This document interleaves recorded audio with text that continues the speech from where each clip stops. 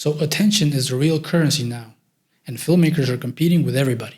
Forget about the times where all we had was a television, and that is where we consume 100% of our content, movies, TV shows, news, documentaries, reality. Now things are different. So how has attention shifted? Well, theater attendance has tanked since 2020. Streaming has now fragmented audiences now, and even that is not really like a safe bet. So before you had Netflix and you had all these studios coming up with their own streaming platforms.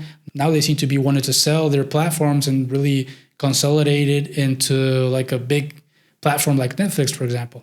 Like the recent Warner Brothers acquisition and the war that is going on, the bidding war between Netflix and Paramount. Also, short form content has exploded the last years.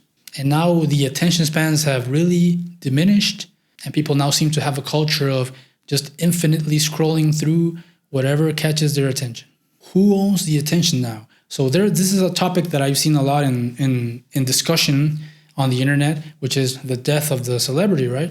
And now we see that there has been a shift towards creators.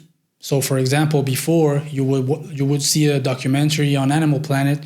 Now you see a couple of YouTube channels that just put short reels about different facts from different animals. Or cooking shows, for example. Now you have a lot of channels, a lot of content creators that have big channels around recipes and exploring and tasting food. And in terms of the big celebrities, now it seems to have shifted towards the streamers.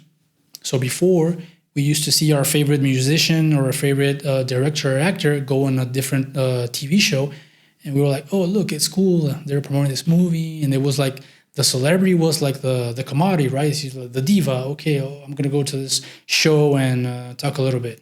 And the people are going to go crazy. Now it's quite the contrary. You see one of these musicians or TV or film personalities go into these streaming spaces or YouTube channels or podcasts, and they seem to like go in now with a very humble demeanor, because the people or the celebrities that people admire now are the podcaster and the creator and the streamer. So why do filmmakers seem to struggle in this area? Well, we are used to long cycles, right? A development process for a film is very long. Could be a year, many years, decades sometimes.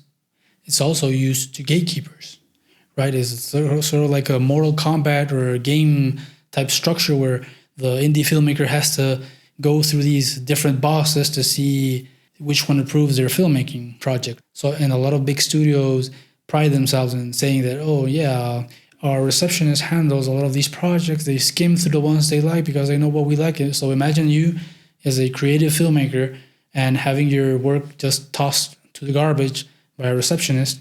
And no offense to the receptionist, but that doesn't seem like a fair evaluation of your screenplay, right? And also, filmmakers are not trained for constant presence, right?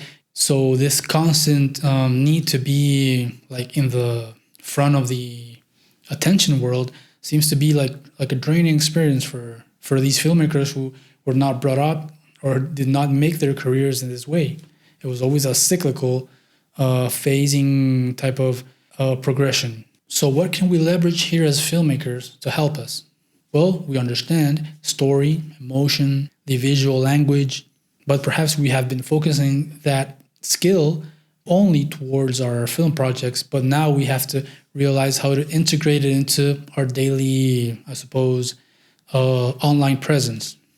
So this gives you the opportunity to, for example, build an audience before you actually make your film.